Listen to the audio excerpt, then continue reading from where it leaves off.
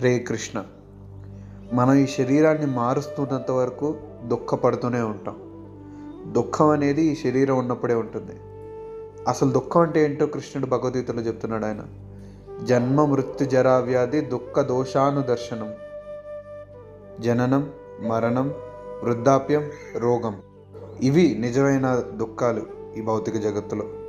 వీటి నుంచి శరీరం ఉన్న ఏ వ్యక్తి తప్పించుకోలేడు. కాబట్టి మన నిజమైన స్థానాన్ని మనం తెలుసుకోవాలి. అది భగవంతుడికి భక్తియుక్త సేవలు చేయడం అనేది.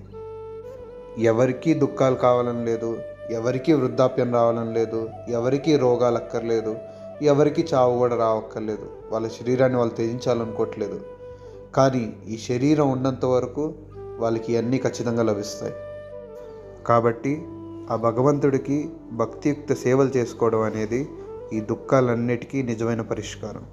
హరే కృష్ణ.